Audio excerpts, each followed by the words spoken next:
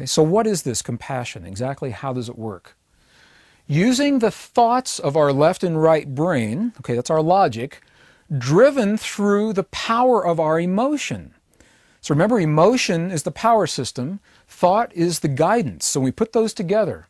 Using the thoughts of left and right brain, driven through our emotion, how we resolve our feeling world regarding a series of key statements given to us by the Essenes is our code to become compassion in our lives. And what they said to you through their texts was this.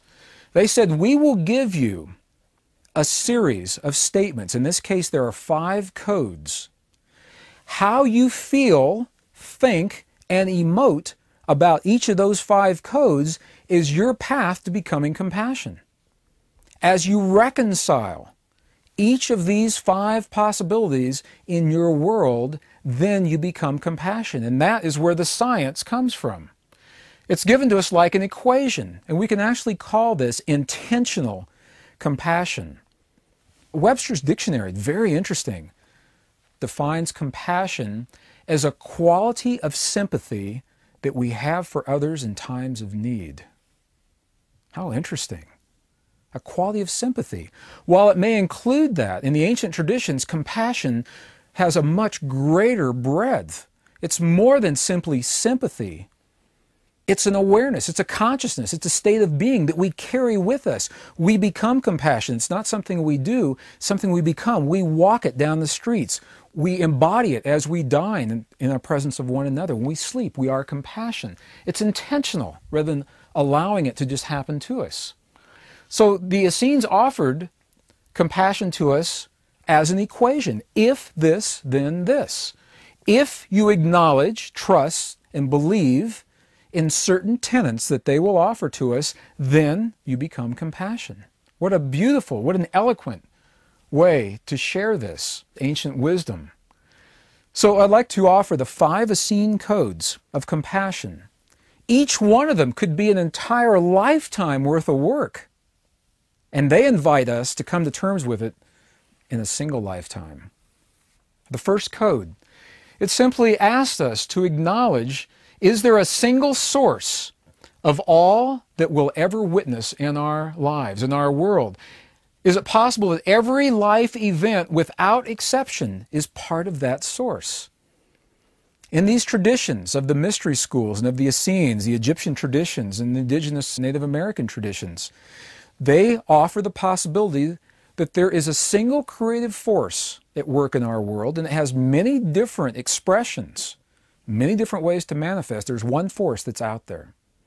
If we acknowledge that there's a single source of all that ever is or will ever be, and that every life event without exception is part of that one, then that's the first step toward compassion. The second tenet, if you trust in the process of life as it's shown to you, do you trust in divine timing? Do you believe there are no accidents in this world? Or do you believe, as some bumper stickers and t-shirts say, bad things happen to good people? Things just happen. Do you trust, for example, that every time you kiss your loved ones goodbye and you send them out the door of your house, and they go to work or they go to school or they go wherever they're going to go, do you trust that you'll see them again the next time you've planned to see them, at the end of the day, for dinner, or when they come home from school next semester, or when your husband or wife comes home from work? Do you trust that? When someone steps onto an airplane to fly somewhere else, do you trust that you'll see them on the other end? Or is the part of you that says, I may never see this person again? How do you feel about that? We must reconcile this in our lives. We're invited to trust in the process of life, allowing for the possibility that what we witness in others doesn't have to be our experience. We have to know that when we're running, we've agreed to be somewhere on time. We're running 15 minutes late and traffic just won't let us get there. Maybe there's a really good reason not to be there until 15 minutes later. Maybe there's an accident happening. Maybe there is a natural phenomenon occurring, and we're invited to allow for this possibility. Again, these are only possibilities. I'm just laying out potentials and possibilities. If you believe that each and every experience, without exception, is your opportunity to demonstrate mastery of life, that's a path. And that's the path that our Western conditioning has invited us to embrace. The possibility that we're all tested every day. A test is part of the linear thinking of the left and the right brain that says you pass or you fail.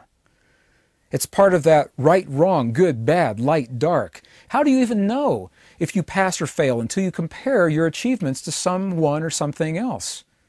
And then the question arises, who do you compare yourself to? How do you know if you're fat or thin or a good communicator or a good athlete until you compare yourself to someone else? And how could they ever be your yardstick?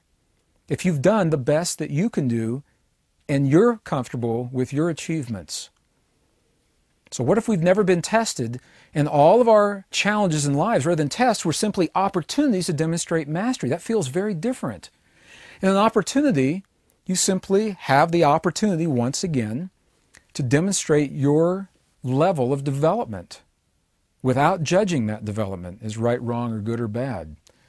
This has been tremendously healing, and it holds the potential for a lot of healing in lives where individuals have been conditioned to be extremely competitive and have always fallen short of the goals that they set in the competition. If you believe that every experience, without exception, is an opportunity to demonstrate mastery in life. The fourth tenet, fourth code of compassion. If you believe that your life mirrors your quest to know yourself in all ways. So often I hear individuals speaking to me about their desire to find balance. How can you ever find a balance point until you know what the extremes are? Now, it doesn't mean that you must live all the extremes of life to find balance. This is the beauty of the holographic nature of consciousness. Many bodies living in this world and a single consciousness. That means in this consciousness, there's a part of us that already has experienced the darkest of the dark. We don't have to do that individually. There's a part of us that has taken our lives to the extremes, and we don't necessarily have to do that. On the one hand, on the other hand, unless we try something new, how do we ever find that place of balance? When I share this code, I think back the day that I went into my director, my last corporate career, in aerospace. And I shared with the director that I was leaving. And the first thing he asked was, well, what company are you going to? And I laughed. I said, well, I'm not going to a company. I'm going to be an author and write a book. And then he laughed and said, sure. He said, you know, if you leave this company, you'll never come back again. You'll never work here again. And I said, I'm prepared to accept that. And he said, well, why? He said, you've got it made here. He said, you're young, you're vital. You've got benefits. You've got a good salary. You've got a good education. You can name your career path. Why would you ever leave? He said, all you have to do now is sit tight and write it out for another 30 years, and you've got it made. And I said, that's precisely the kind of thinking that no longer serves me. Why would I choose to simply write it out when I could try something new that allows me a greater expression of my life? And it was very interesting for me because it was two very different kinds of thinking. In the generation that our director came from, there was a school of thought that said you get in with a good company, you do all you can do to get there, and once you're there, you just hang on for dear life and ride it out with all the benefits. And you live your life on the weekends. And that's a path. It's not right, wrong, good, or bad, and it's simply a path.